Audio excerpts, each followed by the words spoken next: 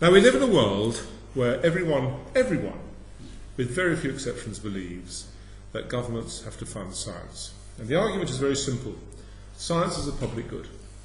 You produce a piece of research, and others can capture that research at much less cost to themselves than it costs you to make it. Therefore, by doing research, you actually preferentially empower your competitors. If it costs you £100 to do a piece of research, then you're £100 poorer for it. If your competitors can pick this piece of research up for only, say, £10, cost of buying the journal, then they are as informed as you, but they have £90 to spare on investment in the next stage of the development of the product, and therefore you'll go bust. And therefore markets punish research. Standard economic theory, taught everywhere. It's called post-neoclassical endogenous growth theory today, because Paul Romer, a friend of yours, has put this in terms of neoliberal, neoclassical economics. But it simply says, as I've described, that markets do not supply public goods. Okay, I'll tell you what I'll do. Rather than get into that argument, forget I said it. Forget I said that. And let's just talk about the substantive matters. I'm very happy to, over a pint. No, it's great. We had a great conversation at dinner. So forget, I shouldn't have said that. I've just given you the straight argument. Public goods, it's cheaper here. Okay. Generally accepted. Universally accepted. I'm not aware of anyone in the whole world who agrees with me when I say it's not true. Unfortunately, though, the problem with the theory is that every empirical fact disproves it. It's just that people ignore the empirical fact and simply assume the theory must somehow be true. So, let's have a look at some facts. America is a very interesting example of this. The Americans, traditionally and historically, simply did not believe that governments should fund science. They didn't know it was meant to be a public good in their ignorance until 1940. And whenever anyone tried to fund it, they just found that the government wouldn't fund it. So, for example, you all have heard of the Smithsonian Institution in America. The Smithsonian Institution was created by a man called Smithson, who was the illegitimate son of the Duke of Northumberland, an Englishman. And he was so bitter by the way he was treated here in England, that he left all his money in the 1840s to the States to build an institution to be named after him that would outlive the memory of the Percys. He absolutely was cross with his illegitimate father, so to speak, and would be dedicated to science research in his memory in perpetuity. The problem with this, the American government didn't believe in the funding of science, even if the money was given by other people, and the money was sent to a bank in Arkansas, where it stayed for about 13 years. And after 13 years, it slowly dawned on the American government that the money was being stolen by local politicians in Arkansas, so they took the remaining money back and created the Smithsonian. But that's how reluctant the Americans were to fund science. And the interesting thing is that the American government started funding science in 1940 to coincide with the Second World War, and this continued, of course, into the Cold War. And now the American government is one of the world's largest funders of science. In fact, the largest funder, the single largest funder of science. You also have economic data going back to the 1820s to the current day. And economic data is very, very clear. American GDP per capita has grown at 2% a year in, year out, smoothed out over 10-year periods since 1820. We've now nearly had 200 years of economic growth in America, linear. And what happened after 1940 when the American government started to fund science? Nothing. Underlying rates of economic growth, underlying rates of total factor productivity, completely unchanged. It's exactly the same story in Britain. We had an industrial revolution. We created the world's largest, richest economy. There was no government funding for science in this country of any significance whatsoever, just the odd penny here and there, until 1913, when the Medical Research Council was created. And of course, the big force behind the Medical Research Council was the current fear that people had about eugenics. Eugenics, of course, being the concern that the quality of the human race was deteriorating because we were allowing the lower classes and black people and other undesirables to breed. And therefore we had to do what H.G. Wells and Bernard Shaw told us we had to do, which was to find painless ways of killing these people. Ideas that were in fact taken up, as we all now know, by Adolf Hitler. But it wasn't a really great reason for funding science in this country, the Medical Research Council. And since then we've had an enormous amount of government funding for science in this country, and underlying rates of total factor productivity and economic growth no impact. Most fascinating of all, in 2003, the OECD published a complex longitudinal multivariate analysis, which you can get on the web, and it's called The Sources of Economic Growth in OECD Countries, 2003. And they look at all the OECD countries over a 25-year period, and they look at anything you can think of measuring, they look at, and then see how all these impacted on the 20 or so OECD countries over that 20-plus year period of time. And what the OECD reported, all this, by the way, is in this very good book called Sex, Arts and Profits. What they reported was that there was a correlation between the amount of money a country spent on R&D, research and development, which is a broader thing than science. Science is sort of what happens in universities. R&D is the bigger thing that happens in companies as well as universities. And there was a direct correlation between the amount of money a country spent on R&D and subsequent rates of economic growth, but only between the private funding of R&D and economic growth. There was no correlation between public funding and economic growth. Even worse, there was crowding out. Every time a government spent £1, $1, or €1 on R&D, the private sector in that country spent 1.25 pounds or dollars or euros less. So the government funding of R&D not only has no positive impact on economic growth, but by crowding out the private R&D, actually damages economic growth. And that is the OECD, which didn't know how to explain its own data, was intensely embarrassed by its own data, and is very pleased with the fact that everyone has kindly ignored it ever since, because it was too upsetting. 3 people have said this. He says modestly, the first to point out that OECD data showed that the government funding of R&D simply crowded out private funding disproportionately. There's another economist showed next year that, actually, in Washington, D.C., I can't remember his name, it's in here. No one's ever referred to his papers. And then the OECD's huge study, which no one has ever referred to. So we have an extraordinary situation where all empirical evidence, I don't mean anecdotal, you can always come up with anecdotes. You know, if this government hadn't done that, we wouldn't have this. But no systematic economic historical data supports the suggestion that science is actually public good that requires public funding.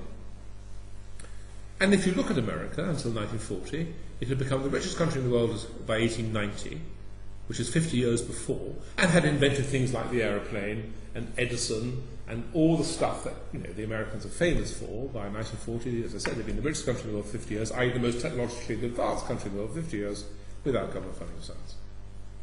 On the other hand, you have countries like the Soviet Union, or India, or China, which have enjoyed enormous government funding for science, and also enjoyed huge poverty. I remember once, I didn't know her at all well, so this isn't name dropping, it's just a true story. I was once in the 80s asked to go and brief Margaret Thatcher when she was Prime Minister on various things on the government funding of science, and she said to me, she said, what this country needs, she said, are more Nobel Prizes in science. And I said, oh, you mean like the Soviet Union? And she said, don't be so silly. And that's really how deep the conversation generally is. So why is this? Why is it, just to come back to the nature of science, that it doesn't seem to behave as a public good? Well, actually, just think, just for a second, about how difficult it is really to access science that isn't your own. Let's forget contemporary science. Let's go to really, really old science. Science is 100 years old, you know, back in the Dark Ages when it was pretty simple and straightforward. Let's look at Einstein's theories of relativity. Now, those papers now are 100 years old. I mean, we're talking about really primitive science. How many people in this room could understand those papers? Oh, you can. Bits and pieces. Bits and pieces. Okay. Sorry? As a public He wasn't, of course. Yeah. Yeah. No, don't worry. Yeah. Okay, so you can. But I think you'd agree that it's not that really available to most people. Absolutely not. And I'm afraid it's the same with all bits of science and technology. Actually, it's impenetrable, except to people who are in very closely related fields. So closely related that an economist called Mansfield actually did the maths. He said he took 100 companies in the New England states in the 80s, and he looked at a large number of innovations that had gone from one company to another. So Company A had invented something, and he calculated the costs to Company B of copying it, the real costs, how much it actually cost. And the costs were 65%. So competitor companies cost them 65% to copy an innovation that it cost the first company to do the research. But that's just the direct marginal costs. On top of that, the competitor company needs to have invested the sunk costs in employing the scientists and technologists and researchers and engineering facilities and labs in the first place. And on top of that, it had to equip those scientists with budgets so they can go to conferences, budgets so they can actually read journals and subscribe to journals, and indeed with their own research projects. Because if you're not doing research in that field, you simply cannot acquire the information of another paper because you're not actually equipped to read that paper. Because much of the knowledge is, of course, tacit knowledge.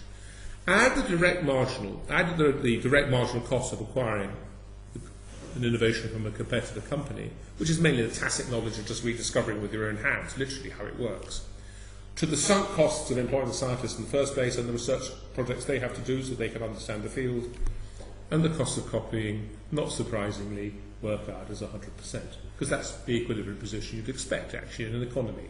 You'd expect an economy to titrate itself such that the cost of copying would be the same as the costs of innovation, because otherwise no one would innovate. And to use a circular argument, companies spend a great deal of money on innovation. Up to 3% of GDP, actually, are spent by advanced economies on R&D. And if the government doesn't spend any money, say in Japan or Switzerland, where it doesn't, then 3% of GDP is being spent by companies solely to do R&D. So we know, therefore, with this huge private funding of R&D, that in equilibrium, the cost of copying and the cost of innovation must equilibrate, because otherwise you wouldn't be in equilibrium and your economy wouldn't have settled at that figure. So it is in fact a complete myth that science and R&D are publicly available, freely available. There's no evidence that it's so, and all the evidence is that it's not. So, why do people believe the story and the theory? Why is it that however many times you try to dispute it, you are laughed out of court? Well, first of all, of course, there's always anecdote. Where would we be without the World Wide Web, invented by Tim Berners-Lee at CERN? Government-funded project, gave us the web. Clearly, without the government, we would still be using quill pens and vellum, and we just wouldn't have the advantage of the web. Now, this is an argument that's very hard unless you're... but let us actually consider another case in point, because I'm going to come straight back to Tim Berners-Lee and the web and CERN. Think of the aeroplane. Now, the aeroplane, as we all know, was invented by the Wright brothers in 1903, and they spent $1,000 of their own money, and they flew Aeroplane 1, whatever it's called, in Kitty Hawk in Carolina, wherever it was, and they discovered the aeroplane. At the same time, there was a research project, funnily enough, conducted by the Smithsonian Institution, funded by the government, the American government, to the tune, then a lot of money, of $47,000, which was then increased, so it became about $63,000. And the reason for this, by the way, was the Spanish-American War. The Smithsonian Institution had gone to Washington and said, you've got all these bad people in Cuba that you're quite rightly trying to kill, in preparation to the Iraq War, I expect, and you could kill them so much more effectively if you bombed it from the air, so why don't we invent you an aeroplane? The American Congress thought this was an extremely enlightened argument and gave the Smithsonian $67,000 in order to invent the aeroplane. As it turned out, the Wright brothers did it first. Imagine, though, if the Wright brothers hadn't. Imagine that the Smithsonian had actually got there first, and it was a race, by the way.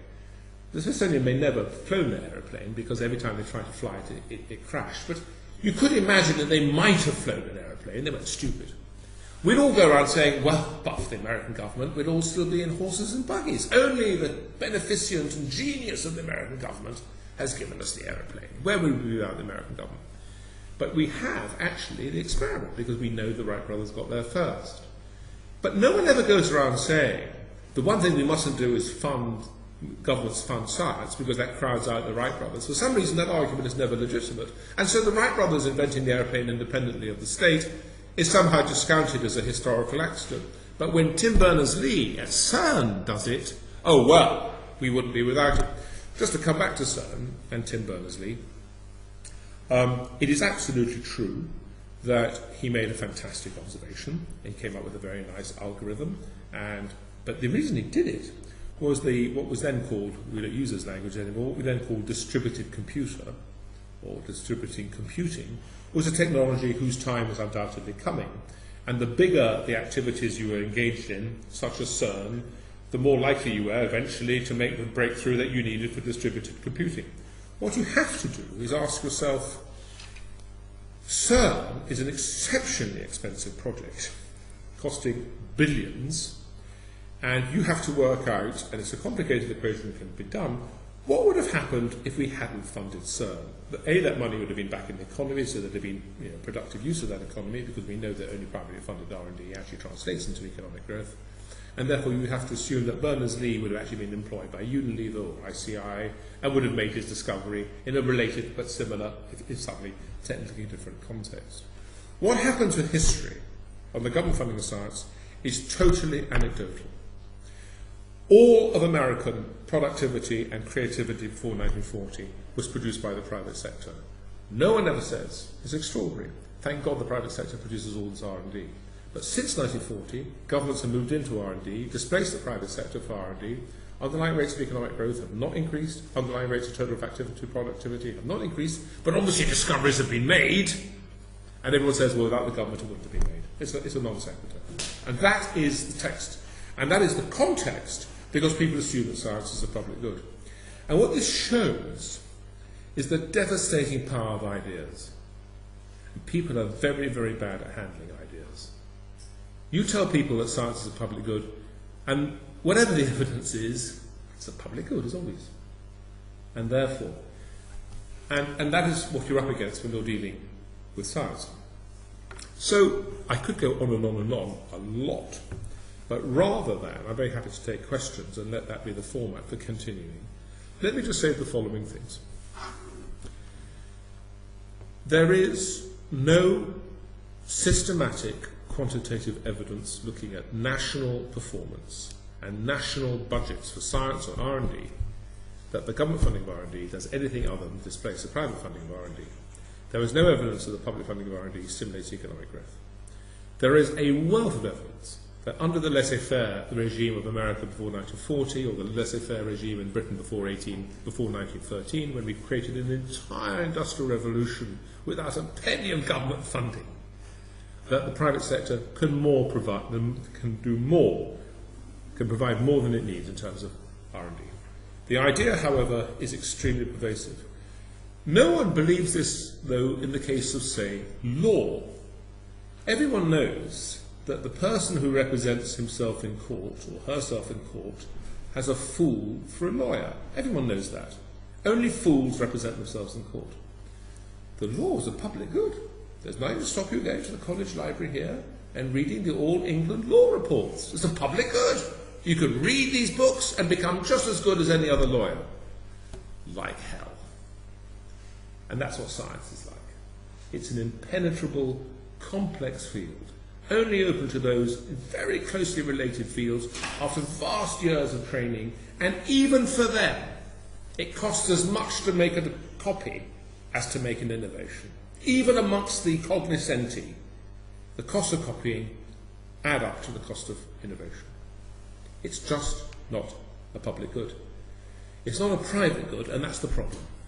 It's not a private good. It is, to use the technical language, do people know the definitions of public goods? Non-rivalrous. You've heard all these stories. Technically, it is. It is not rivalrous. And what's the other one? Non-rivalrous and non-excludable. It's absolutely true. My understanding of how to operate this remote control is not in any way affected if you have the same understanding and I can't stop you acquiring that understanding. So to that extent, it's non-rivalrous and non-excludable.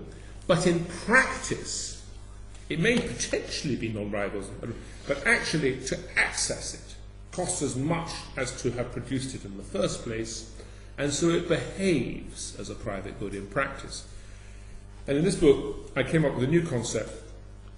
I'm not boasting, I'm just saying how I came around this problem, and I called it an invisible college good, by which I mean that science and practice is organised in invisible colleges. This is a term, I didn't forge that term, it's a term that's been around in the sociology of science for 50 years. But scientists form themselves in these invisible colleges because science, of course, in practice, is based on trust. Science is just like the market, by the way.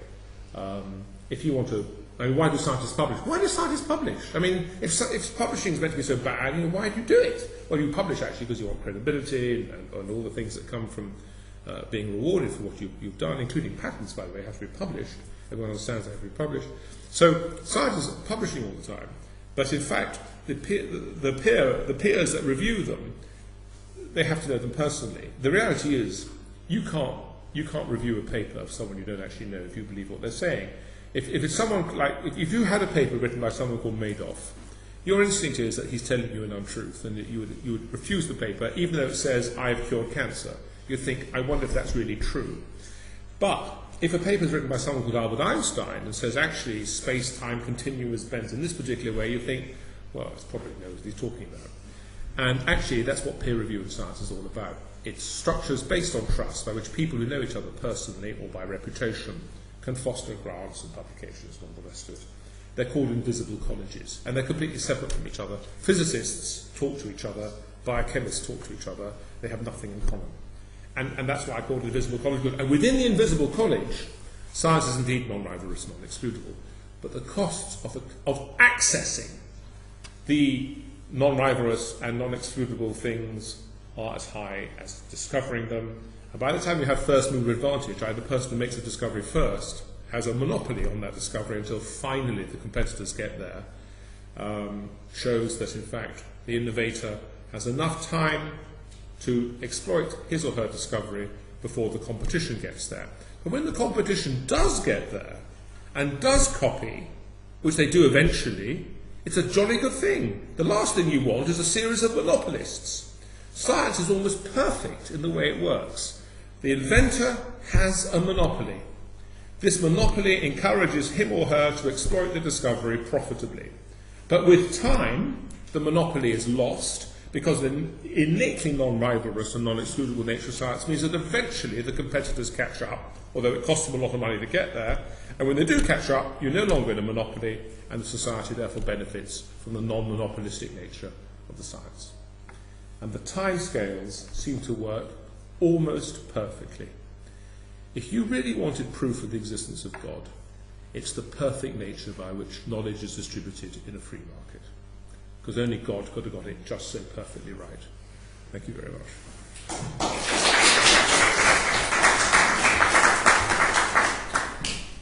Now that was short, so we could have questions.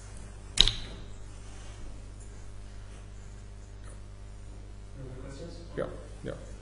Do you see any place for, if it's not a public good, so is it then unnecessary for Bill Gates to fund science, for example, or so that is it unnecessary for private financing from just a charity? Yeah, I have no problems with charitable donations, and Gates, of course, is in a long tradition. What's very interesting is the rise and fall of private charities in science. Before the Second World War, when there was no government funding, you had huge private charities. You had the Carnegie Institution in America. You had in this country the Wellcome Trust. And the extent to which the private sector funded science charitably was absolutely astonishing. So, for example, it's very common to hear people say, well, of course, no government would ever fund CERN, you know. Well, the first cyclotron, CERN is a cyclotron, the first cyclotron was built by Lawrence in San Francisco in the mid-40s, and it cost $1 million, which was then a very large sum of money. And it was a purely defence initiative. It's so that he could get out his uranium enrichment to build an atom bomb. It was funded by the Carnegie Foundation for $1 million. Because in those days, with science being primarily in the private sector, people felt a responsibility to society. Amazingly, in the First World War, when America joined the First World War, it created a National Science Foundation because under the leadership of Edison, funny enough, because it needed to know how you built radar, whatever it is you needed in the First World War, machine guns, and I don't know what the technologies they needed in those days. The National Research, called the National Research Council, was largely funded by a series of charitable foundations, Carnegie and the rest. So there was the American government declaring war, going to war, and the American Army and Navy and whatever Air Force, whatever, they don't have an Air Force, but the Army and Navy saying, we need new technologies for these things. And instead of going to the Defense Department, they went to the private foundations. That's how private science was in America until very recently. So, if Bill Gates wants to spend his money with Melissa or Melinda, whatever she's called, on helping, that's just fantastic. And actually that's what civil society does, and it should be applauded. But it doesn't need taxpayers' attention. But can we... Am I my own chairman? I don't mind being my own chairman. Oh, there, and there. Yeah, so... what do you think about how the whole global warming thing is worked out? And just generally, like, how funding is doled out in the public sector? Because it just seems to be politically motivated. You know... Motivated by the consumer. You know, the story of eugenics is really interesting. Because eugenics was the global warming of the pre-war era. Everybody believed in eugenics. Everybody. And it had an apparently good... There's a fantastic book called Intellectuals and the Masses, which the best description of eugenics, written by a Merton professor, John Carey or John Casey, Intellectuals and the Masses. And he just looks at what intellectuals between 1890 and 1940 thought about working class people. That's what it's about. And basically, intellectuals thought that working class people should sort of be gassed or something. That's what they thought. And they said it. And the theory is very simple. Previous to about 1830, when the Industrial Revolution starts, poor people are always dying of starvation. So if you go to the first survey of British people in 1688, it's all describing here, the first survey done for the government in 1688, more than half of all people are actually dying of starvation. What happens, they have 4 or 5 good years, and then there's a bad year, and 10% of the population just dies. 4 or 5 years, dies.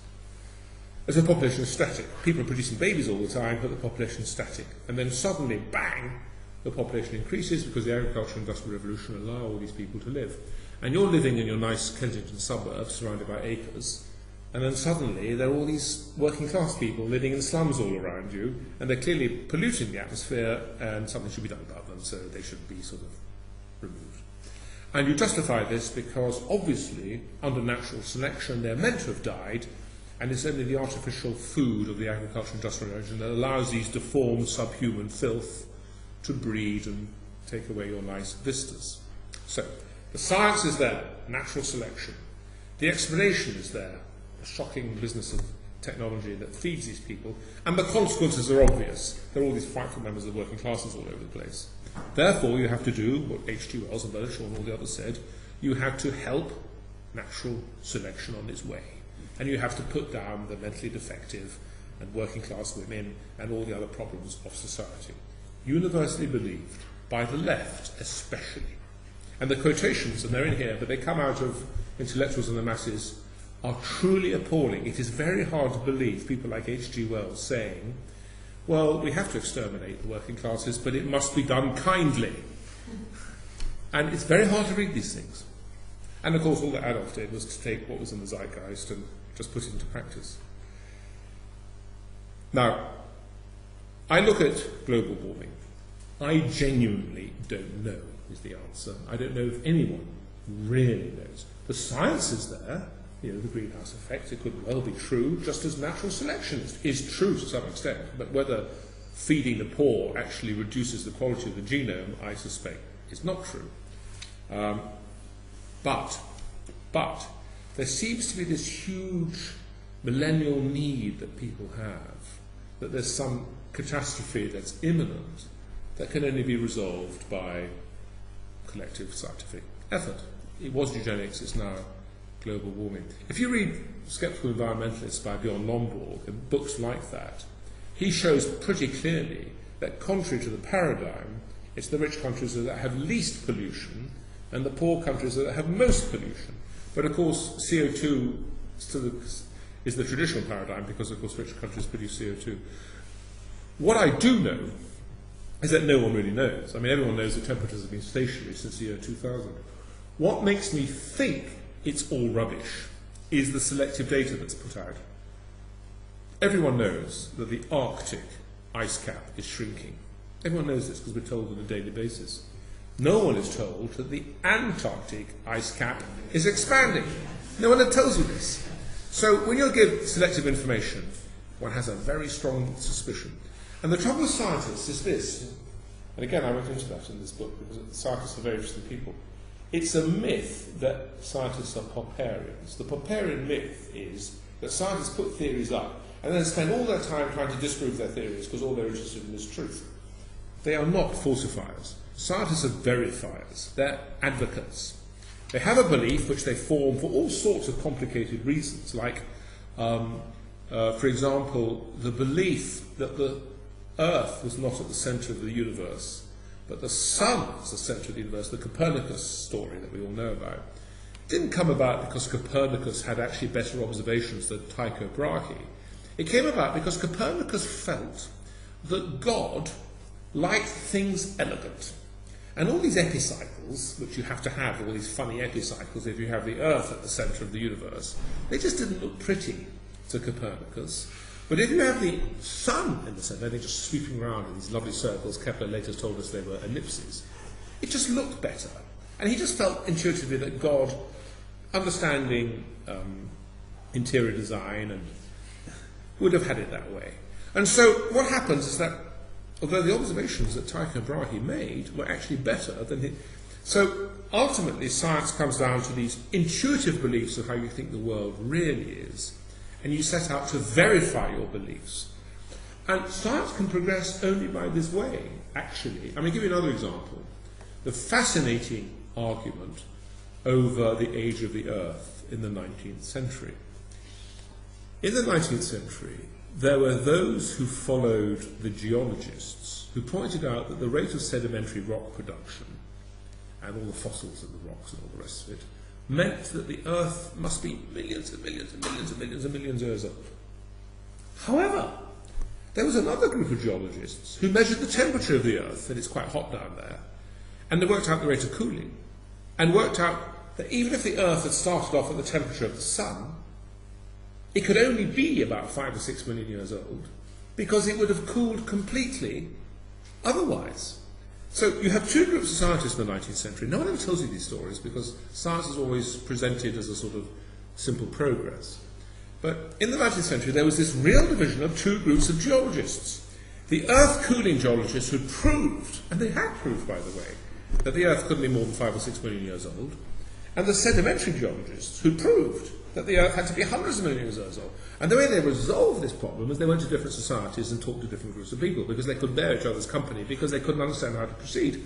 And science can only proceed on that basis, otherwise you get paralysed with indecision and doubt. It'd be like being a liberal Democrat. If you tried to accommodate both sets of theories simultaneously, it couldn't be done. And does anyone here know how that dilemma was resolved? Anyone know? No. Someone discovered radioactivity. And someone then discovered that radioactivity produced heat. And the centre of the Earth, of course, is it's not very radioactive, but it's radioactive, which produces heat. So the Earth is continually warming. So both sets of scientists were right. But the point is, science is always groping in the dark. All scientists always know. It's very exciting being a scientist because you don't know what you're doing. It is actually a very exciting experience making these discoveries. So all scientists knew they didn't really know what's going on. And they understand. I mean, we scientists understand each other. We all know we're verifiers. And we all know the last thing we actually want is to be falsified. And so that's how science works. And these little invisible colleagues all try to ignore each other until they can resolve their differences. So is it easy for this state to come in, or some with agenda to come in and like push a certain viewpoint? Because it does look like the two, global warming or no global warming, seem pretty equal to me, but there's only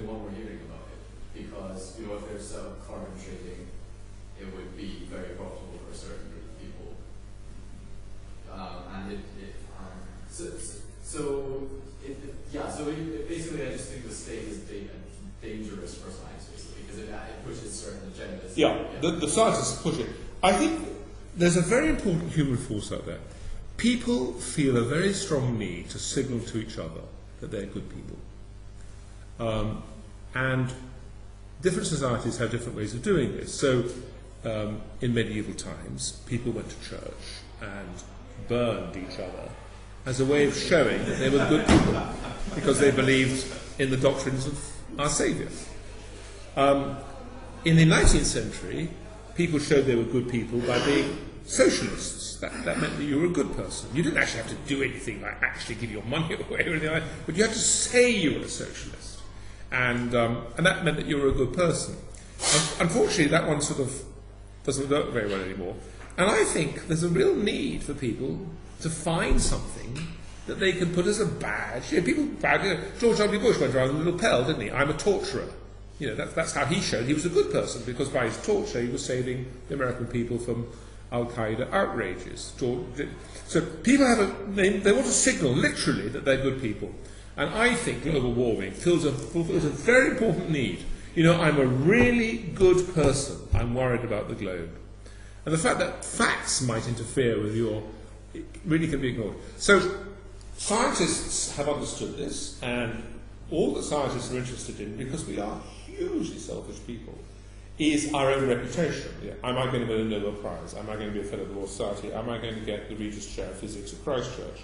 Well, you do that by publishing the best science around. And for that needs money. Science is very dependent upon money. I mean, wholly dependent upon money. And if there's money in global warming, my goodness me, that's what you write your grant about. So you should be very cynical about scientists, because they are actually very cynical people. They're not worse than other people, but they're certainly not better. I thought it was interesting you saying how in the First World War, change the subject a little bit, how when the US government went to the private charities, the foundations, I imagine that's how the defence industries started, by the government providing large amounts of money to the private sector. I wanted to ask how you think trademarks and patents fit in. I have a whole chapter. Dedicated to this. Certainly government intervention into the free market, so I just want to know. Yeah, thank you. It's a really good question. I have a whole chapter, and I'll give you a clue as to my thoughts. The chapter is entitled "Let's Abolish Patents." They are wholly illegitimate. They're just a monopoly. Marx got this right. Capitalists do not seek to open markets; they seek to close them. Capitalists are dreadful people, as the bankers have shown. They are interested solely in personal profit. Nothing wrong in that. But what society has to do is to listen to them with extreme circumspection.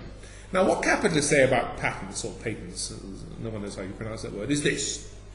If I didn't have a patent, and I wasn't able to maintain my monopoly on my discovery, I wouldn't make any discoveries, because I couldn't preserve my monopoly, because as everyone knows, science is a public good, and the moment I make a discovery, everyone will immediately copy me.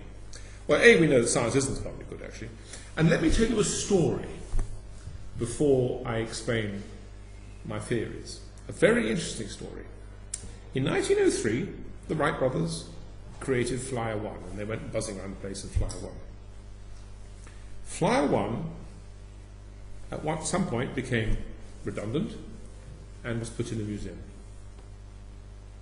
Would anyone like to guess which museum Flyer 1 has spent most of its life in? Anyone seen Flyer 1? That's exactly right. Today, the Flyer 1 is in the Smithsonian. But it didn't go there first. It spent most of its life in another museum. Would anyone like to guess? Flyer 1 has spent most of its life in the British Museum in London. And if you go to the Smithsonian and try to find this fact, it's very hard to discover this fact. They don't exactly blazon it. But it is, in fact, if you go to it, next time you're in Washington, go and look at it. It's in the, it's exactly as you described, and it's there, it's a fantastic site. And there's a plaque on the side. And if you look really carefully to the side, there's tiny little letters. They do actually tell you that Flyer 1 was in the British Museum in London. Now, why is this? I'll tell you why. The Wright brothers invented Flyer 1. Unfortunately for them, the world was full of people who thought that flying airplanes was a very interesting thing to do and started to copy them. And the Wright brothers had patented the aeroplane. They were brilliant. They patented the propeller, they patented the ailerons, they patented the wing shapes. I mean, I don't know anything about aeroplanes, but they patented everything. And the result was, any time anyone else tried to fly an aeroplane, they absolutely, this is absolutely true, broke the Wright brothers' patents. And so the Wright brothers imposed their patents in American courts assiduously. And they very quickly stopped flying airplanes, and they became full-time professional lawyers. The result was that no one flew airplanes in America, because every time they flew an airplane, the Wright brothers slapped them down. Even when the American government tried to create an air force, they were slapped down. The British and the French and the Germans were much more sensible than the Americans. They simply paid the Wright brothers license fees, which is why we had a Luftwaffe and Spitfires and whatever it is you had in those days. But the American government wouldn't pay the license fees because they'd given their £67,000 to the Smithsonian, and they just couldn't believe they hadn't funded the aeroplane. So by 1917, when the Americans went to war, there was no American air fighting capacity. The British and the French and the Germans had all these fantastic triplanes and, killing each other. And the Americans, they were still flapping their wings. And the first thing that happened in America in 1917, on the declaration of war, the American government abolished all patents in aeroplanes. And they said, in the national interest, and there's some libertarians in this room who are menaces and don't believe in that sort of thing, in the national interest, there will be a patent pool. So you can publish your patent, and we'll respect your property, except for the fact that no one has to pay license fees. It's called a patent pool. And people, because people get into habits, they continue patenting, for which other people were extremely grateful, because they wrote down exactly how to copy each other. It's a very bizarre story. And they just carried on doing this. Until 1975. Now, by 1975, which country had the dominating air industry in the world? America, obviously, and Boeing and all of us. All without patent protection. Funnily enough, in 1975, Richard Nixon, who really was a dogmatic, unpleasant man, and of course had been captured by various producer interests in the American aeroplane industry who thought they could make more money if they could actually preserve their patent rights, persuaded him to change the argument, and patents were reintroduced under Richard Nixon about the same time as the Watergate scandal in 1975. But between 1917 and 1975, no patents in America, and the best American. So, what that showed is that the arguments are false. When the Americans had patent protection for the aeroplane industry in America, they had no American industry. When they abolished patent protection, it took off. Why?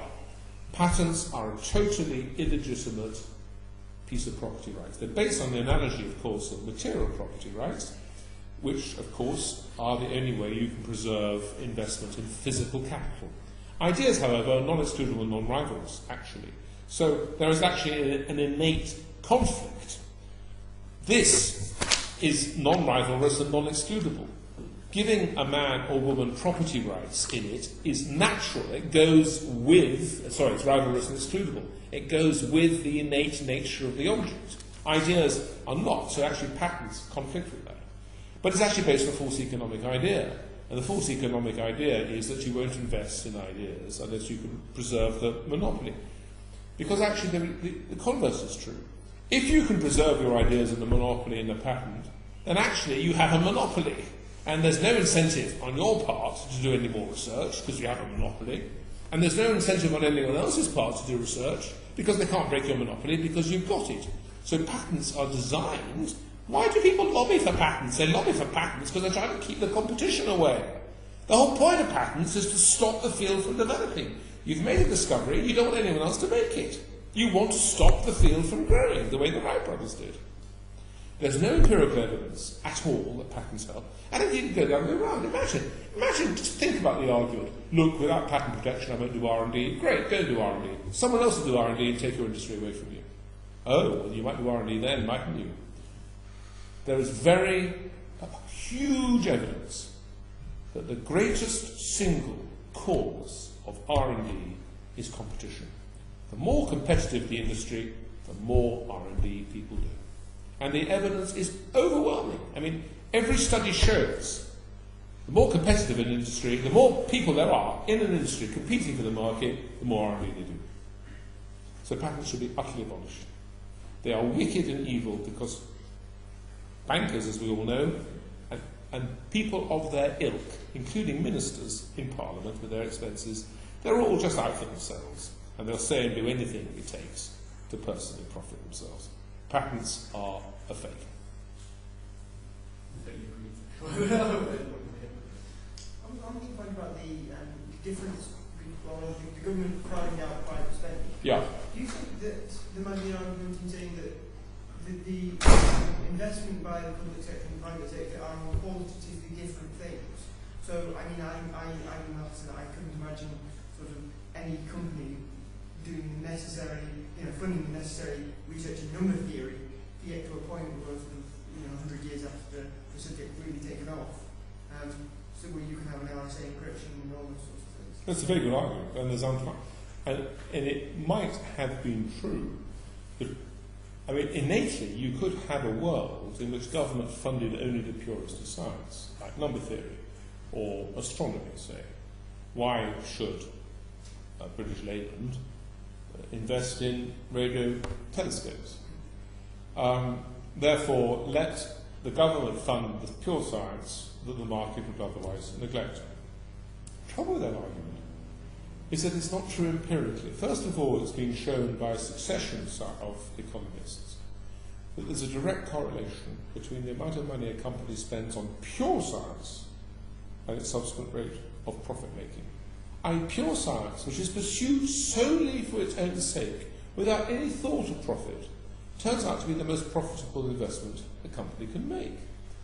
Why is that? Well, the answer is that the most important function of scientists in a company is not the production of original knowledge.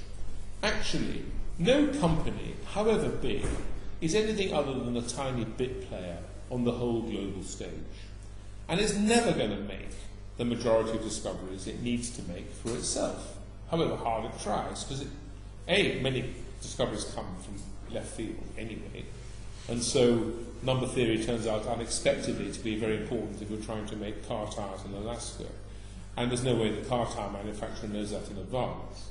But secondly, your competitors are also doing research, and the main function of scientists in a company is to import the knowledge that's out there.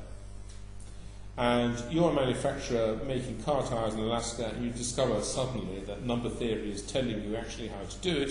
If you're not employing people who are intellectually equipped already to appreciate the importance of number theory when it becomes important to your company, you're never going to import that discovery.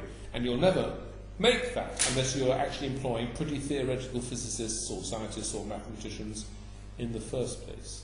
Because the most important function of scientists in the company is the import of other people's knowledge. So it turns out, the more pure science you fund commercially, the more likely your company is to grow. And indeed, if you think of some of the most extraordinary discoveries, I mean, who, for example, discovered the background radiation from the Big Bang? Who, in fact, discovered that stars produced radio waves? Both created Nobel Prizes and both done in Bell Telephone Labs by engineers employed by Bell Labs. They weren't consciously doing pure science, but science is such an unpredictable activity that these people who are trying to create radio telephony ended up making these extraordinary fundamental discoveries in physics. And it goes the other way as well. Silicon transistors that came out of Bell Labs and related labs, very pure scientists applying their mind to a practical problem. So that then raises sort of another question, but surely no one but the government is going to fund the further development of radio telescopes. Okay, radio telescopes came accidentally out of industry, but why should industry continue to... surely no company would fund the Hubble telescope. Well, if you go back to the 19th century, when governments certainly didn't fund radio astronomy, you have these huge 100-inch, 200-inch telescopes being built by millionaires like Bill Gates. Bill Gates is now this huge foundation of literally billions of dollars. I think with Warren Buffett's money, that foundation is $35 billion or something. but it's now spending money on orphan drugs for malaria because that's an area that's universally neglected. But if Bill Gates lived in the world of 100 years ago, he'd be funding Hubble telescopes. Except he doesn't have to do it now because the government's doing it. And in those days, many more people funded Hubble telescopes, or SETI, the Search for Extraterrestrial Intelligence. I mean, the government used to fund that, and it withdrew from funding it because it thought it was silly. There were no little green men out there. And now the American private sector raises $6.5 million every year to search with their radio telescopes for little green men. So the trouble is that in practice, the private sector does fund the purest of science. And in practice, the government's not interested in pure science, because governments actually are surprisingly materialistic. And what they actually want to do is to stimulate economic growth, because that translates into national power. And so the irony of the government funding of science is it's mainly delegated as a form of corporate welfare. That's what it actually is in practice. And there's a huge row in the British scientific community at the moment, because all the MRC, SCRC grants all have to say at the bottom, the scientist has to say, and you must give me the science money, dear sweet government, because with this discovery I'll be able to create economic advantage for this company and that. So the government funding of university science in this country today is totally distorted by the needs of commerce, in a stupid way, it doesn't actually work, while at the same time commerce is funding the purest of pure science, because that's the only way you can keep up with the discoveries you need to make. So it's a nice idea, but in practice it doesn't work. I'm just going to say, as someone who's had experience of seeing these proposals, it's entirely right. You do have to write down what economic benefits you're immediately going to have by having this proposal. It's the rule. It's a silly rule. I mean, imagine Albert Einstein, 100 years ago, going to his bar in Bern and having his beer and coming up with theories, and then have the public and say, I'm sorry, I'm not giving you a beer, Mr. Einstein, unless you can prove that your theories are going to have economic benefit. I mean, what a lot of nonsense. I mean, the government gets it wrong every time. And never forget public choice theory. Governments love funding science. Do you remember Bill Clinton and Blair standing there when the human genome had been sequenced, taking all the personal glory? There was some scientists in the background, but no one saw them. It was all Bill Clinton standing on the podium. And the irony was that the human genome sequence is largely privately funded, actually, by the Wellcome Trust, paradoxically. Didn't stop the politicians taking all the credit and all the glory. Well, it is 9 o'clock. We are allowed to stop now. We can run it, yeah. I wanted to ask, Jeff's question earlier on was about the impact of private donors. I wanted to relate that to the question I just asked. Do you think then that the role of private donors is sort of less mercenary in some sense than sorry, it would be a private donor who funded number theory or some market? Well, actually... I mean original research as opposed to this important... Yeah, sure. Well, partly, actually, the commerce... I mean, if you look at the 19th century, and all the universities in Britain were independent until the war caused their nationalisation, but they were all independent in the 19th century, all doing perfectly nice science. What happened is that the Industrial Revolution needed trained scientists and technologists, and they just needed them because otherwise they couldn't make their discoveries. So they had to go to university, these people, and university academics, of course, were no good unless they're doing research. So you actually get number theory being funded by industry indirectly, in that people go to university to learn maths, to become trained and get employment in merchant banks or wherever, where mathematical skills are valued, and the people who train them in the universities or educate them demand a significant amount of time for science, for research, so that comes out of the fee the student pays. So if you can imagine a world in which there was no government funding for universities at all, like in the 19th century, and yet financiers needed mathematically skilled people to join the banks, which they did, then people would go to university to study accountancy or finance or maths, and the fees would be such that the individuals teaching them, the professors, would actually have time for research. So you do get, but the other side of it, of course, is yes, you get rich donors funding pure science, largely from philanthropic motives. Obviously, they want to put their name on telescopes or whatever, and it works. Under a free market, you get enormous wealth secured by very rich people. That's what happens in free markets. And these people have psychological needs to be recognised, have psychological needs to be seen to be good. And in the free market, when there's no government funding there, they fund science. Astronomy, I mean, for example, take manned space flight. There was a wonderful man called Mooney Goddard, using Carnegie and other monies, He was the man who developed the early space rockets. He was the one who got the gyroscope so that the rocket wouldn't fall over. He was the man who invented all the liquid fuels so the rocket would move up into the sky. All this was done in Massachusetts, Wesley College, by Mooney Goddard. And the only reason he didn't create the first Sputnik, which was done by the Russians, of course, the first artificial satellite, was unfortunately the war broke out, and he was then taken away from his space science and asked to invent the bazooka, which he did. So he invented the bazooka, which killed lots of people, and I'm sure that made lots of people happy. But for the bazooka, but for the war, he, totally private sector, philanthropic research, would have had the first artificial satellite. And indeed, the first thing NASA did when it was created was to buy up all his patents from Mrs. Goddard. And she charged, and they paid, $1 million. That's how much his work was worth. His work was worth to NASA when NASA finally took it over. So we would have had no... And of course, once you have a satellite, you then immediately have the private sector. The for-profit comes in because people want radio telescopes, satellites and radios, sat-navs and all that. The market then takes over in that particular example. So in fact, if there hadn't been a penny of NASA government funding for science, we would have had artificial satellites and the whole shebang. But the initial investment in that case would have come from the philanthropic sector, in that case. But it often works the other way around. It was the for-profit sector that discovered radio telescopes, radio astronomy. So the two sectors reinforce each other. But there's no evidence that the government funding does anything to help this thing at all. I just wondered if you could say something about your university for a private university. Independent. Independent. They're all private. Oxford's private. Independent. Yeah. So I just wondered if you could tell us a little about how that works. Well, with great difficulty in Britain. If anyone ever offers you a job as Vice Chancellor of an independent university, my advice is to turn it down. There's only one, and there's a reason why there's only one.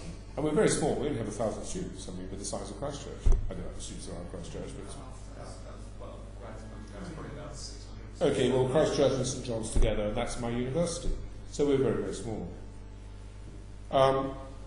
The successful models are the American models, the Ivy League or the liberal arts colleges, and they're based on endowments, of course. That's how they work it. But we have to do it largely through student fees. And for us, it's very difficult, because why pay to come to Buckingham, 8,000 a year or whatever, when you can come to Oxford for 3,000 a year? We are hugely undercut and crowded out. Why come to Buckingham, therefore, when it's so much more expensive? Well, interestingly, if you look at output measures such as the National Student Survey of Student Satisfaction, Buckingham comes top every year. We beat every university, including Oxford, for student satisfaction. We beat Oxford for staff-student ratios. We beat Oxford for contact time with students. We are actually better as a teaching institution than Oxford, which isn't surprising. The average American liberal art college is as well, by the way. It's not difficult beating Oxford as a teaching institution. Actually, if you look at the free market elsewhere, it's just that in this country people aren't used to making that comparison. But crowding out is a real phenomenon. Consider the world of motor cars.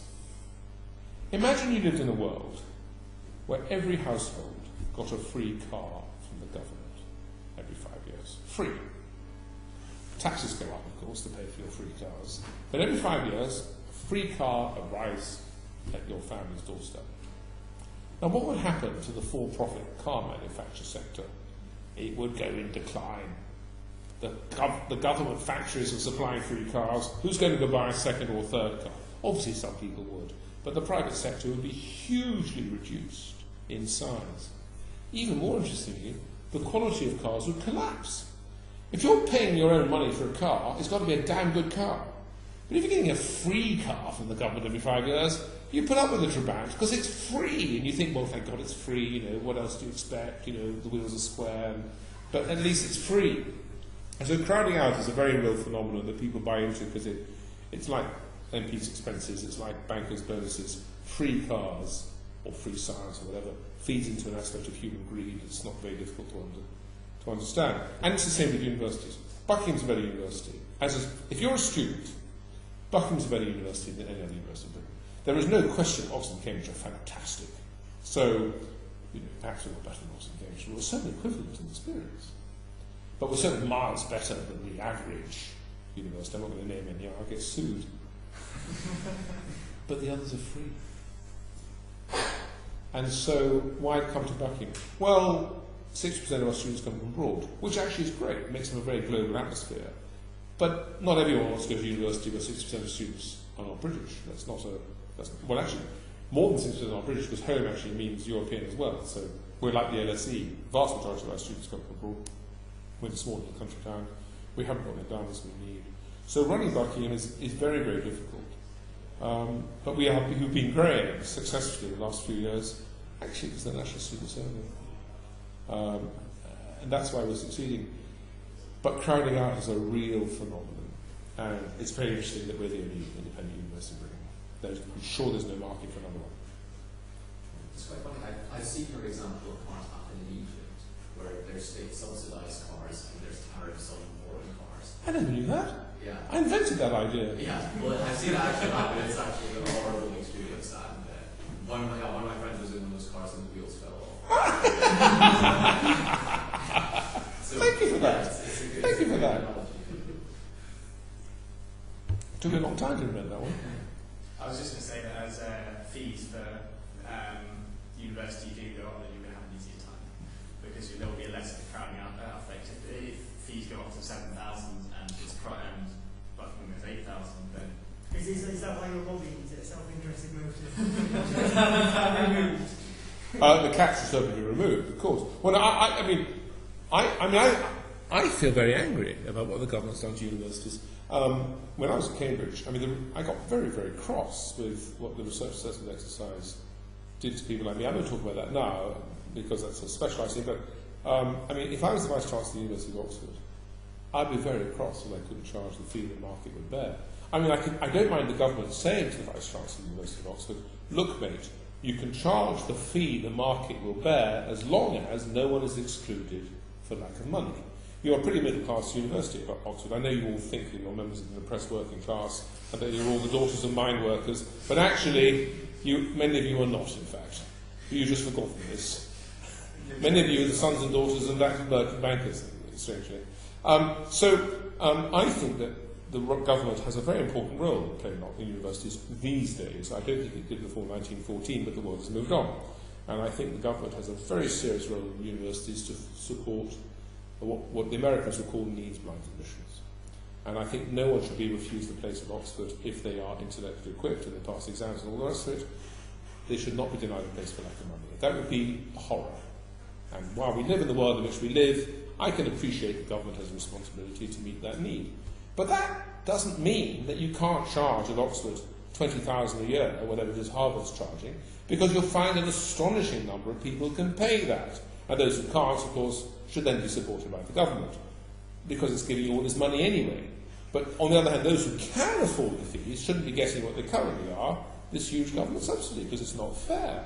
Why should someone who'd been to Eton, or in my case, Charterhouse, where my mummy and daddy have been paying huge sums all my life, suddenly get a free education at university or hugely subsidised? It's just not fair that the dustman is paying for the lawyer. So what happens at Oxford and Cambridge is a lack of economic freedom imposed on the university, which makes it a worse experience. It's like the Trabant in Egypt. Now, if you look at the British universities, European universities, and American universities, it's very interesting. In British, European and Asian universities, the government spends about 1% of GDP on universities. In America, the state governments and all that pay about 1% of GDP on universities. It's the same percentage of GDP going from the public sector in these hugely different countries.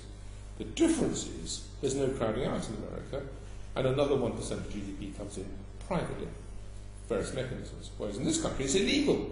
Oxford's not allowed to charge more than 3,000 a year. Parisian universities aren't allowed to charge anything. German universities, they're now being allowed to charge €300 or something, but they're not allowed to. So the crowding out is actually statutory. And what I say is we should go to the American model in broad and simple terms. 1% of GDP from the state to support poor people, which is a very important function, actually. Please don't think I'm being facetious. I would hate to live in a country where, Jude the Obscure type of thing, where poor people were excluded from university. That's an outrage. So, of course, the government should put in 1% of GDP for universities, but you should allow the market to rip on top of that so you can get that other 1% from the private sector. With the result, the universities will be much, much better places. To come back on that, the point you made about Germany is quite interesting. I was reading, there's an academic blog I read who's currently on sabbatical in Germany, and he saw a protest, and it was from Germany very unfocused. And he asked them again, I think they were being asked to pay €150 or whatever. Yes, For protest for contribution. The thing I wanted to come back on about the subsidising people who couldn't afford to go to university otherwise, doesn't that sort of perpetuate a model that might not be sort of wise in a free market, if you see what I mean? It will mean that more people go to university than would otherwise do so, and it's necessary because there exists a subsidy, even if it's only for whatever, the poorest 20%.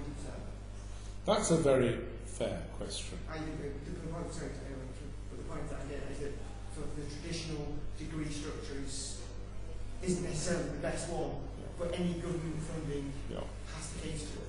Yeah. That is a fair question.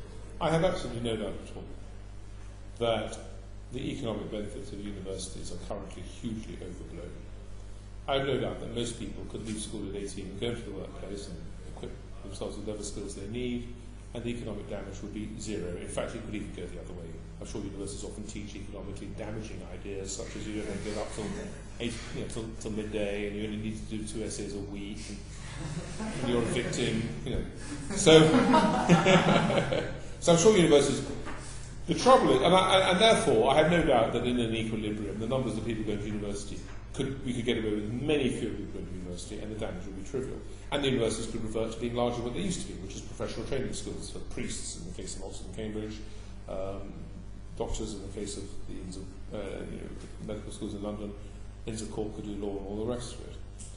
The only problem with what you've said is that there is a non-economic function to universities, which is this social function, where it's seen as a privilege, and it is a huge privilege, and it does confer huge benefits to individuals. I mean, there's no doubt that someone who's gone to Oxford will make a group of friends that will help sustain that person if they choose to become a civil servant or work for Unilever. There are all these networks that have unexpected consequences and benefits that help individuals.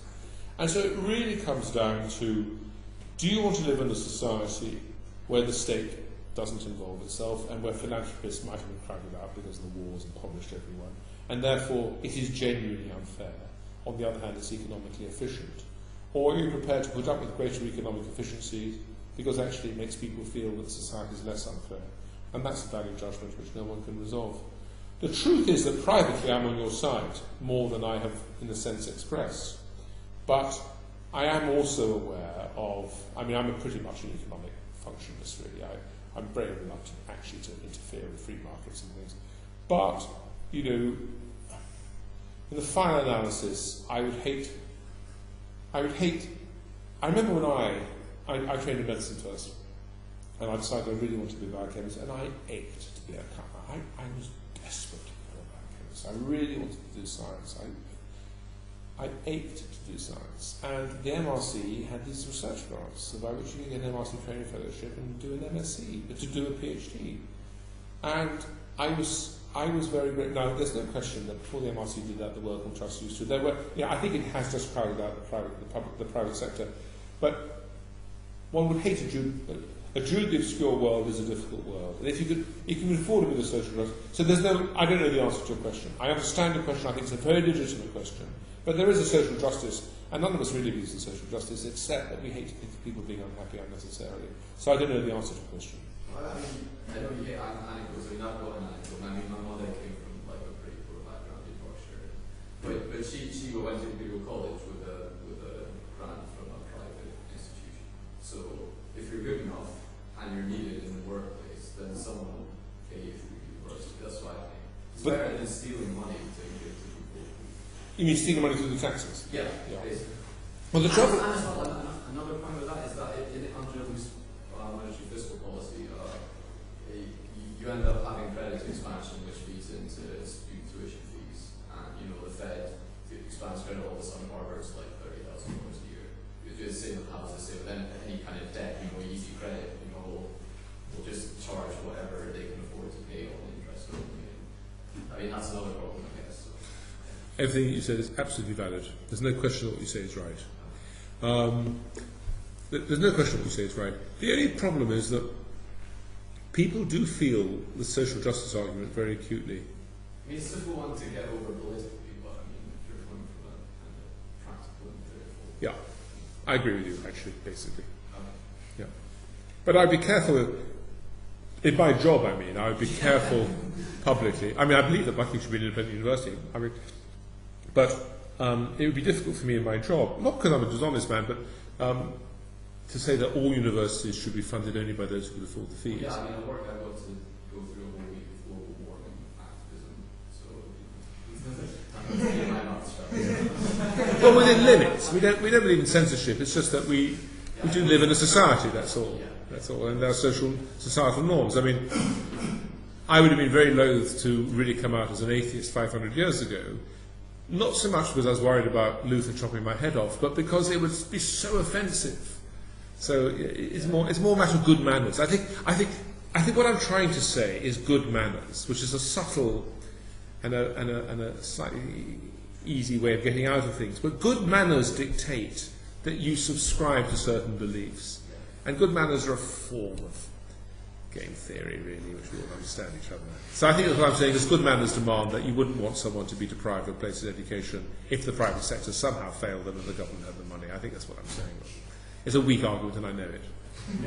Because I may not really fully believe it. Do you not think that universities really voluntarily assist people who can afford anyway, just as schools, private schools always fund? You're absolutely right. Before 1914, remember this, all British universities were independent before 1914. And they only took government money systematically. I mean, they obviously took government grants and things.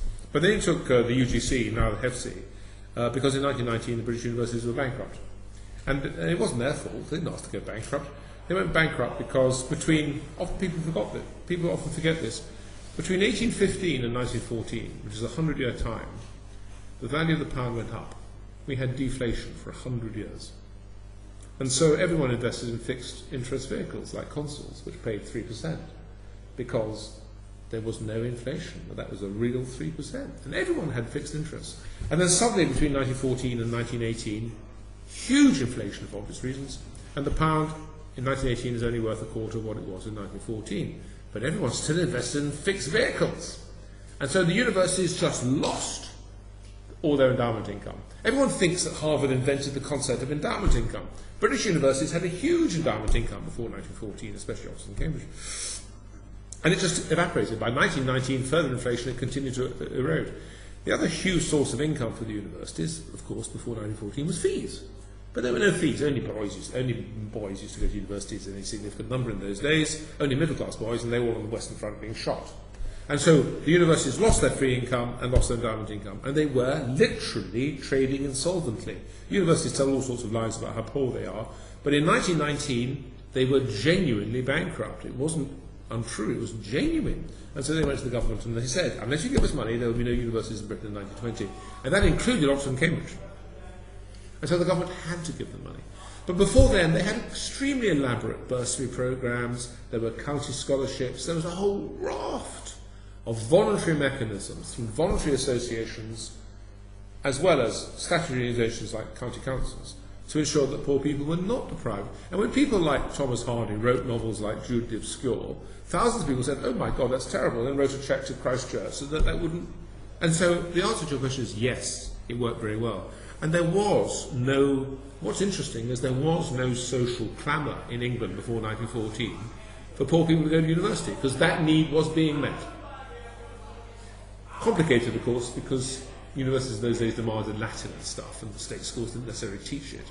But there was no constituency of people being deprived place at university for lack of money. H.G. Wells, classic example, very, very poor. I mean, his mother was a housekeeper in a country estate in Sussex or something, but he went to Imperial College. Isn't one of the reasons why lots of people want to go to Oxford and Cambridge and so on, that they're very selective academically? The universities, even if they were only taking people who could, well, rather they would take bright rather than thick, rich people. That they select academically so that they could charge people lots of money because lots of people will want to come because of good results. So what do you say? Sorry. Yeah, I'm agreeing with you that universities would take on poor people who couldn't afford to pay. Yeah, because it's in their interest. They want intelligent people to teach, not thick, of course. Although, don't forget, America has this huge concept of legacy places. I mean, how did George W. Bush, whom we know is not over-endowed intellectually, how did he actually get to Yale, legacy place? His grandfather had left such a huge endowment. And they used to have these things at Oxford and Cambridge as well. You know, you could only get fellowships at Christ Church if your grandfather, had left a particular endowment. And that's how George W. Bush got to Yale. But of course, what Yale does to justify that legacy place is that for every George W. Bush they have to put up with, they have 20 poor but fantastic students. And so it's a sort of trade-off that takes place. I mean, the other thing about Oxford and Cambridge and the top universities is what is the real purpose of university? There are two big economic theories. There is the economic theory of human capital. The idea is you come in as unformed, ignorant people, and after 3 or 4 years of exposure to the dons of Christ Church, you emerge, your brains brimming with intellect and knowledge and fact. That's the human capital theory. But there is another theory, actually, which is called the credentialism theory. And what the credentialism says, actually, you don't learn anything at university, you just drink rather a lot. But what it is, it's very difficult to get to university, and also while you're here, people will observe what you're doing. So when future employers need to employ you, they know that if you've got to Oxford and you have a good reference from your tutor, they've got a bright cookie there, and so Oxford has done a very useful service to society of providing credentials to the economy. And it's very hard, actually, the more you look at what goes on at universities, to try to work out which is the real economic purpose of universities, how much is intellectual capital and how much is credentialism. But Oxford gives you a very nice credential.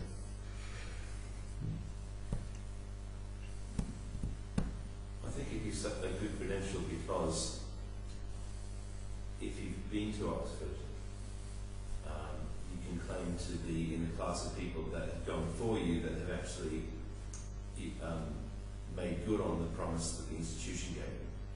So it's not just that Oxford could change its admissions process or stop teaching, still be selective with whom they take, but stop teaching and then still say, this person went to Oxford and still had the same effect. The reason I don't believe that credential theory, which was I think what Michael Spencer on his Nobel Prize for, wasn't it? I can't remember. The signaling thing. Is because, Spence presents it, or he just caricatured it in a quite simplistic way, but there would be so many more economically efficient ways to signal than making someone go off for 3 or 4 years and bear the opportunity cost of money that they're not going to be earning while they're there. Unless they're having a terrific time and they would be useless in earning money if they weren't there. Employers can test for sort of native intellect and things like that much more cheaply than that huge time investment. Yes, of course you're right. I'm sure it's a complicated story. I think credentialism is part of it. That's all. But of course you're right. By the way, your subject, Eton's a very interesting example. Eton had a reputation of thick kids 30 years ago and didn't like it.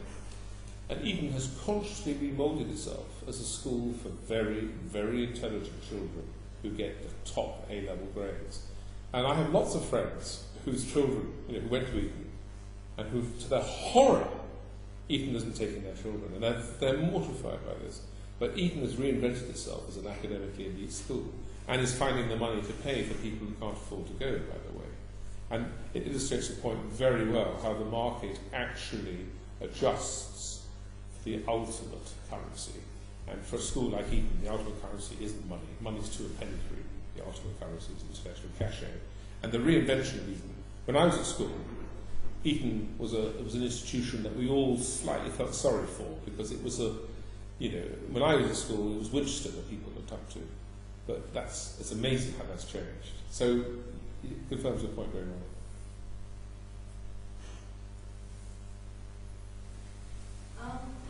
So to clarify, how does one make money from science without patents? It's very simple. It's a good question. It's very simple. Imagine a world in which you had a number of competing companies in computers, say, making discoveries all the time, and you're the one company that said, we're not going to make discoveries, we're just going to sell 20-year-old computers, well, you would go out of business. So you've got to constantly develop better products just to keep up with the competition. So you could argue in a cynical way, well, we're not going to make any discoveries, we're just going to copy. But then everyone knows that you're always the company that's 18 months behind everybody else, so no one's going to buy your product. It'll be cheaper, but actually the thing about computers is that people don't want the cheap product, they want the best product. And so you go out of business. So you only, so you only make money in computers by being the company that has the new product that is better than other people. And you accept that within 18 months people can copy the second mover advantage. But by then no one's interested in the second mover, they want the new first mover advantage. Now, in much more slower moving industries, you could argue that that model wouldn't apply.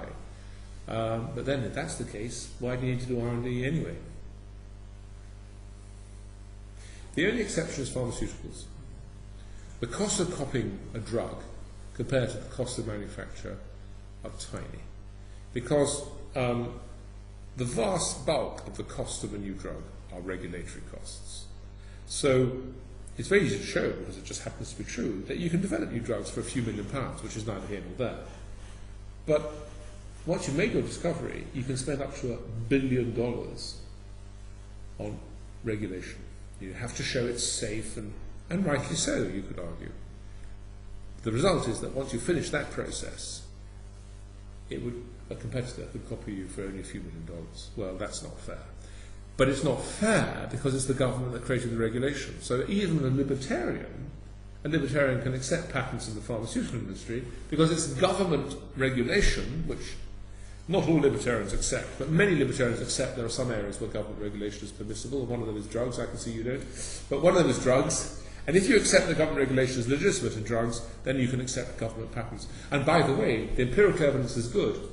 The tighter the patent laws of the pharmaceutical industry in a country, the more R&D you have. I.e. the one area where patents have been shown to stimulate R&D is the pharmaceutical industry. But that's because patent rights are so tight. Right, so if they didn't have so many regulations, then would there be need for patents, or would... No.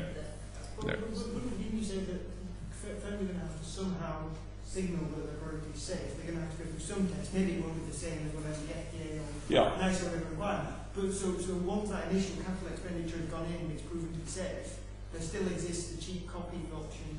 Libertarians always argue that. I have a friend called Daniel Klein in California who's always arguing that we don't need the FDA for this reason. But you've only got to look at the behaviour of distillers, who are the company who made thalidomide. And you've only got to look at the behaviour of other companies, even quite recently over recent drug scandals, to realise that companies do not always behave rationally when it comes to the protection of reputation. And there are companies who are surprisingly oblivious to the pain and distress their compounds cause, because the profits continue to roll in. So I think drug companies have a terrible reputation, actually. And it may be earned, actually.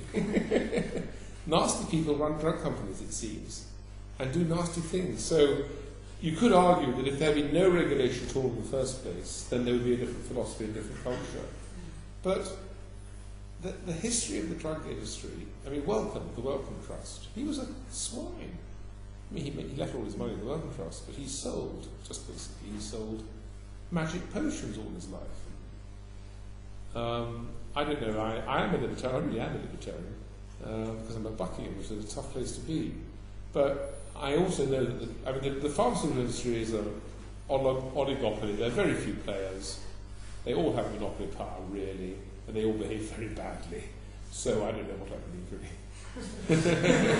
About the pharmaceutical industry, only the pharmaceutical industry. Because it's about people dying, you know.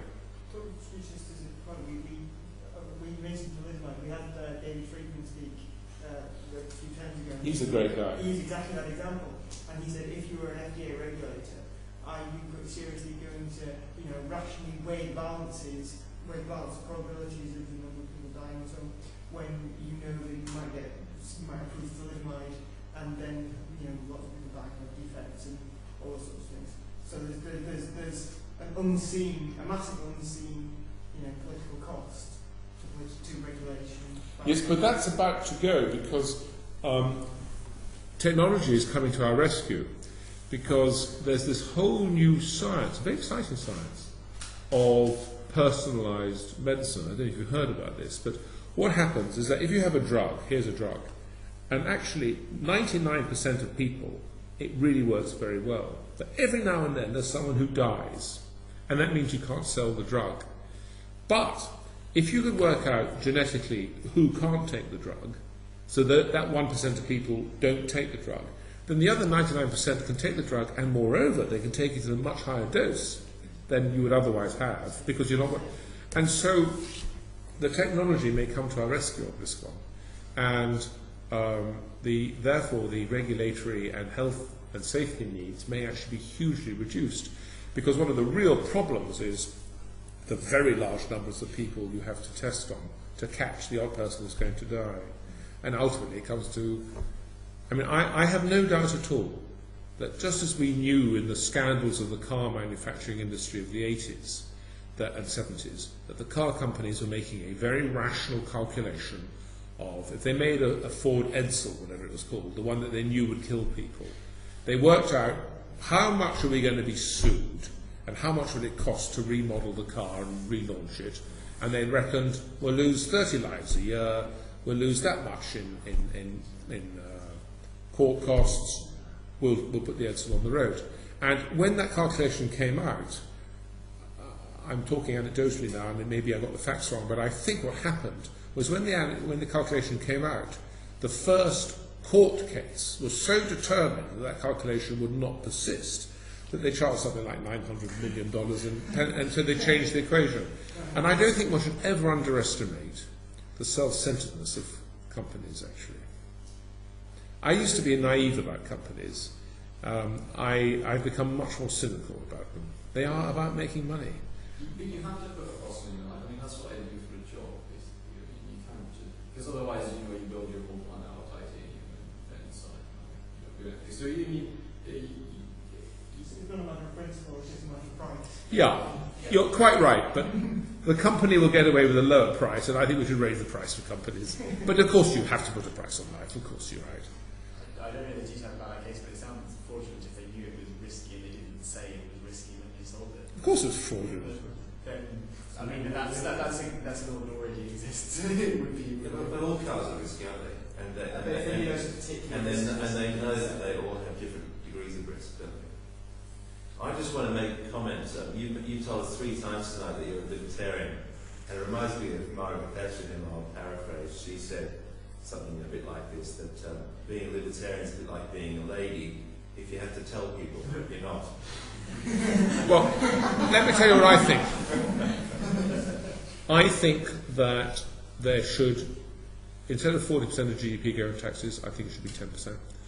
I would have the health service largely on the Swiss or German or French model as basically private insurance, just underwritten by the state for poor people and people needing heart transplants.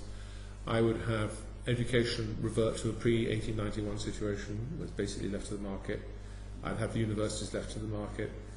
Welfare, I'd go back to friendly societies.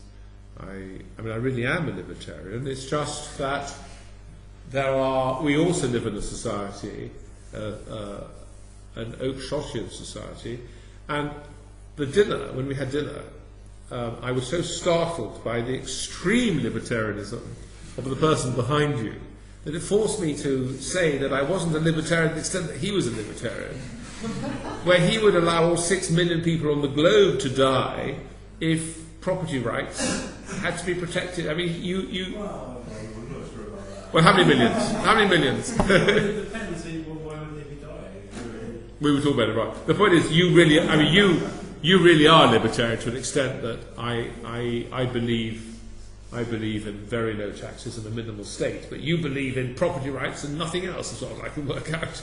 No, as a means to an end, but I think they're important means, Yeah, I mean property rights, of course, but I mean we had a very interesting conversation about, and it came out of Iraq, but one thing that was interesting was that he didn't believe me when I told him this, but no one owns land in this country, and no one owns land in America. You're nodding, so you know it's true. It wasn't the Queen owned that, The but nobody else owns that. Nobody owns the land. It's the same in America. I couldn't persuade him of this.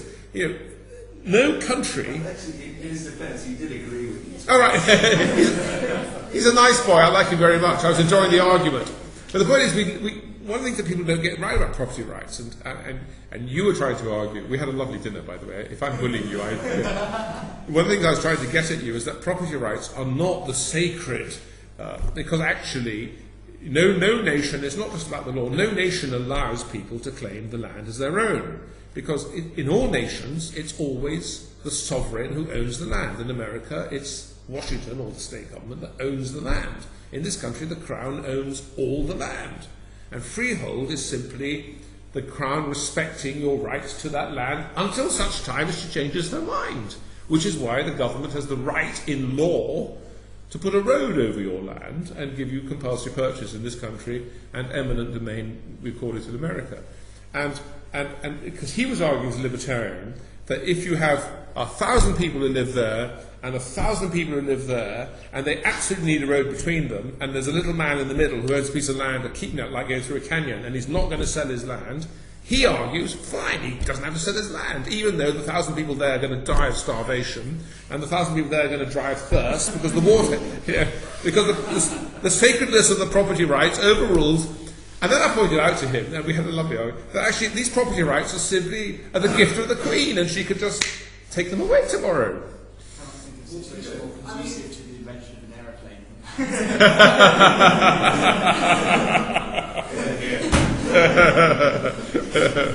But I think there's a reason why the Queen owns the land, because otherwise you end up in your ridiculous... Sorry? Because she has more guns than they. No!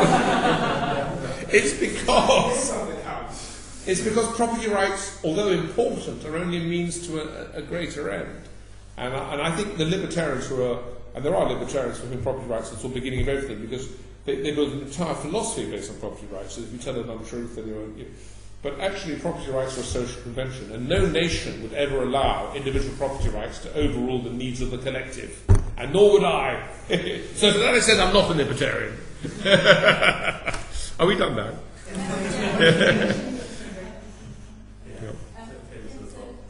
It's a great pleasure, I love it.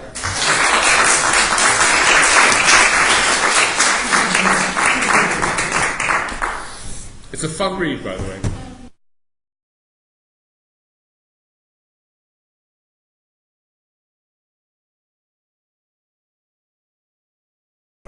Be true. So, let's have a look at some facts. America is a very interesting example of this.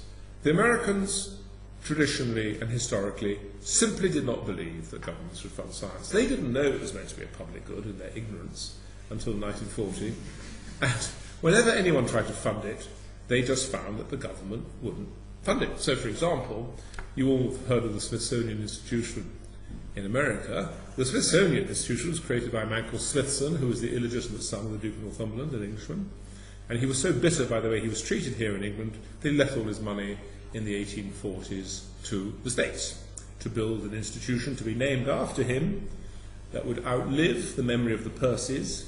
He absolutely was cross with his illegitimate father, so to speak, and would be dedicated to science research in his memory in perpetuity. The problem with this, the American government didn't believe in the funding of science, even if the money was given by other people, and the money was sent to a bank in Arkansas, where it stayed for about 13 years. And after 13 years, it slowly dawned on the American government that the money was being stolen by local politicians in Arkansas, so they took the remaining money back and created the Smithsonian. But that's how reluctant the Americans were to fund science. And the interesting thing is that the American government started funding science in 1940 to coincide with the Second World War, and this continued, of course, into the Cold War. And now the American government is one of the world's largest funders of science. In fact, the largest funder, the single largest funder of science. You also have economic data going back to the 1820s to the current day. And economic data is very, very clear. American GDP per capita has grown at 2% a year in, year out, smoothed out over 10-year periods, since 1820. We've now nearly had 200 years of economic growth in America, linear. And what happened after 1940 when the American government started to fund science? Nothing. Underlying rates of economic growth, underlying rates of total factor productivity, completely unchanged. It's exactly the same story in Britain. We had an industrial revolution. We created the world's largest, richest economy. There was no government funding for science. Spent 1.25 pounds or dollars or euros less. So the government funding of R&D not only has no positive impact on economic growth, but by crowding out the private R&D, actually damages economic growth. And that is the OECD, which didn't know how to explain its own data, was intensely embarrassed by its own data, and is very pleased with the fact that everyone has kindly ignored it ever since, because it was too upsetting. 3 people have said this. He says modestly, the first to point out that OECD data showed that the government funding of R&D simply crowded out private funding disproportionately. There's another economist showed next year that, actually, in Washington, D.C. I can't remember his name, but it's in here. No one's ever referred to his papers. And then the OECD's huge study, which no one has ever referred to. So we have an extraordinary situation where all empirical evidence, I don't mean anecdotal, you can always come up with anecdotes. You know, if this government hadn't done that, we wouldn't have this. But no systematic economic historical data supports the suggestion that science is actually public good that requires public funding. And if you look at America until 1940, it had become the richest country in the world by 1890, which is 50 years before, and had invented things like the aeroplane and Edison and all the stuff that, you know, the Americans are famous for. By 1940, as I said, they've been the richest country in the world for 50 years, i.e. the most technologically advanced country in the world for 50 years, without government funding of science. On the other hand, you have countries like the Soviet Union, or India, or China, which have enjoyed enormous government funding for science, and also enjoyed huge poverty. I remember once, I didn't know her at all well, so this isn't name dropping, it's just a true story.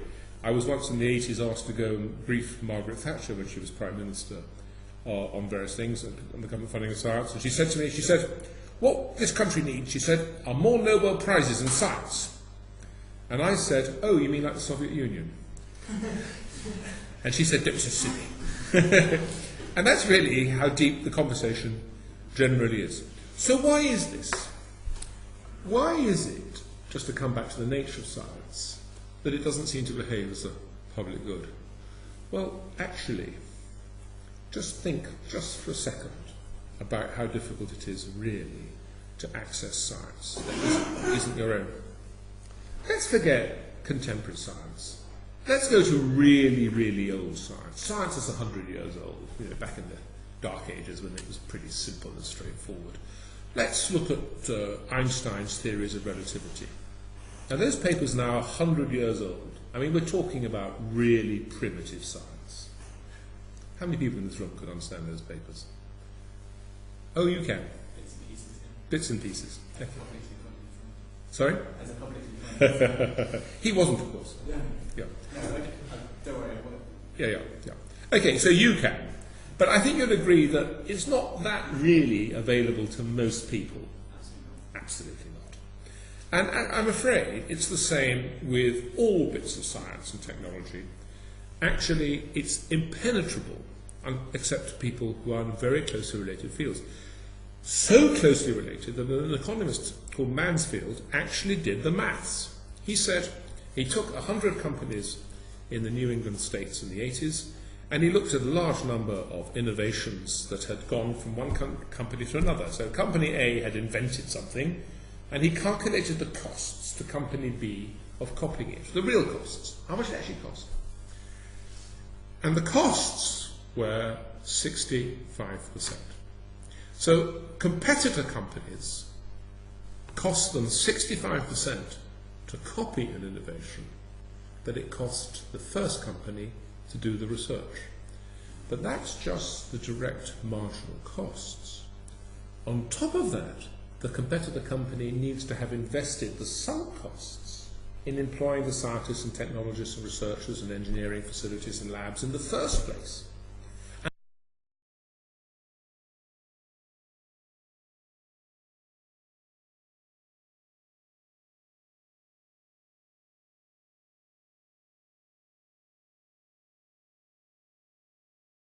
Now, we live in a world where everyone, with very few exceptions, believes that governments have to fund science. And the argument is very simple. Science is a public good. You produce a piece of research, and others can capture that research at much less cost to themselves than it costs you to make it. Therefore, by doing research, you actually preferentially empower your competitors.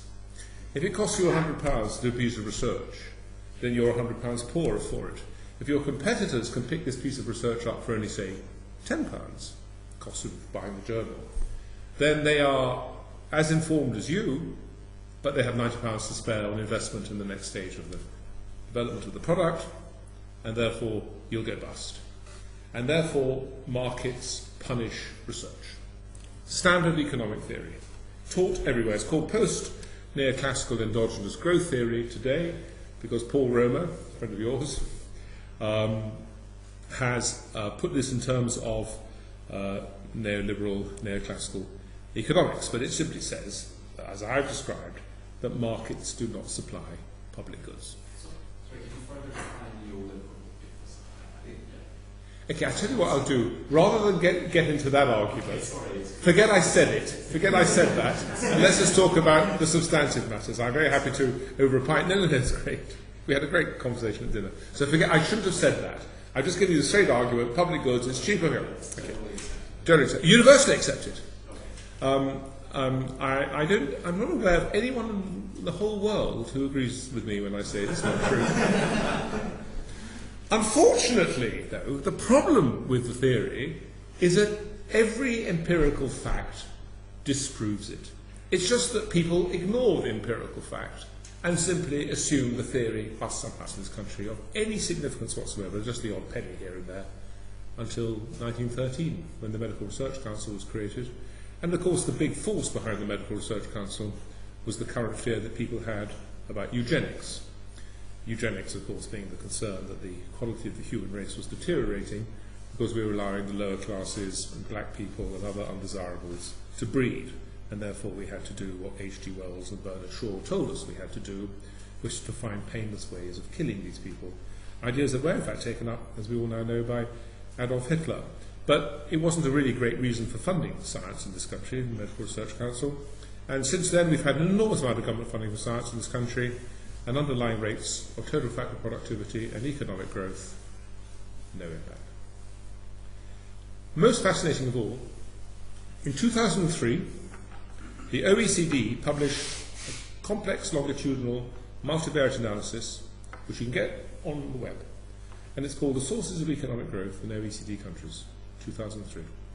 And they look at all the OECD countries over a 25-year period, and they look at anything you can think of measuring, they look at, and then see how all these impacted on the 20 or so OECD countries over that 20-plus year period of time.